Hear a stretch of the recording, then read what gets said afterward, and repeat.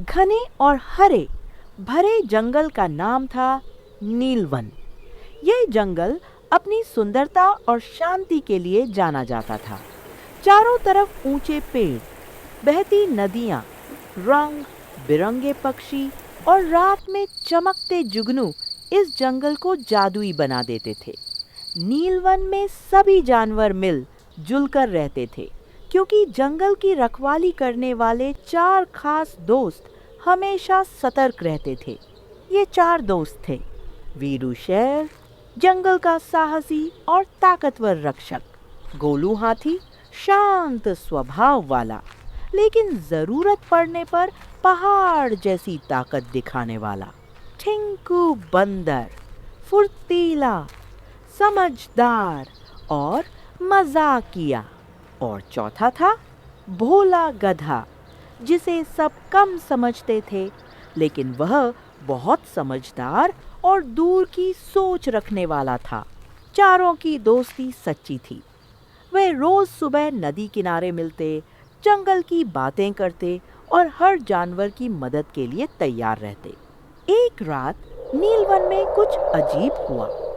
हवा तेज चलने लगी, पेड़ों की पत्तियां डरावनी आवाज करने लगीं और पक्षी बिना वजह चिल्लाने लगे।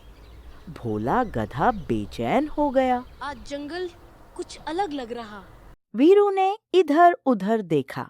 हाँ, मुझे भी खतरे की गंध आ रही है। अगली सुबह एक ज़ेब्रा घबराया हुआ दौड़ता आया। उसकी सांस तेज चल रही थी। उत्तर वाले जंगल में कोई डरावनी चीज है। कई जानवर गायब हो रहे हैं। यह सुनते ही चारों दोस्त सतर्क हो गए।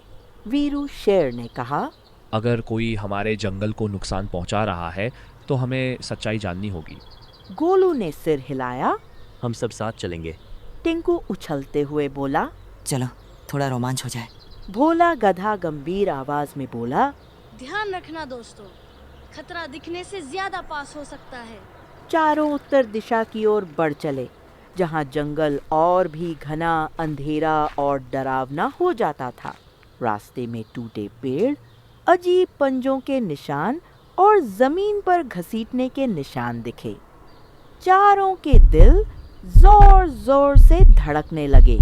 शाम होते ही चारों एक पुराने बरगद के पेड़ के नीचे रुके। तभी सर सर झाड़ियों में हलचल हुई। टिंकू फुर्ती से पेड़ पर चढ़ गया। गोलू ने जमीन पर पैर पटका।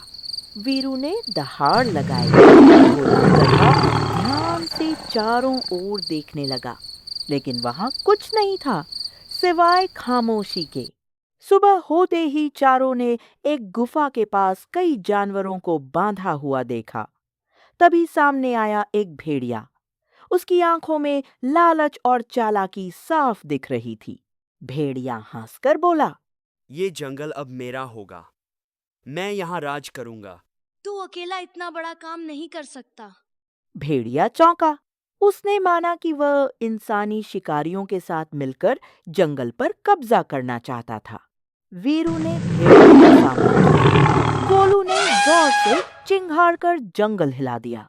टिंकू पेड़ों से कूद कूद कर भेड़िए को उलझाने लगा, और भोला गधा, जिसे कोई कमजोर समझता था, उसने अपनी अक्ल से शिकारियों का रास्ता बंद कर दिया। जानवरों में हिम्मत आ गई। सभी एकजुट हो गए। भेड़िया डर गया और भाग खड़ा हुआ। शिकारी भी जंगल छोड़कर भाग गए। नीलवन फिर से शांत और सुरक्षित हो गया। सभी जानवर खुश थे। चारों दोस्तों को जंगल का रक्षक कहा जाने लगा। टिंकू हंसते हुए बोला, देखा, बिना डरे जीत गए। भोला गधा मुस्कराया। कभी किसी को कम मत समझना। वीरू ने गर्व से कहा, जब तक दोस्ती है, जंगल सुरक्षित है।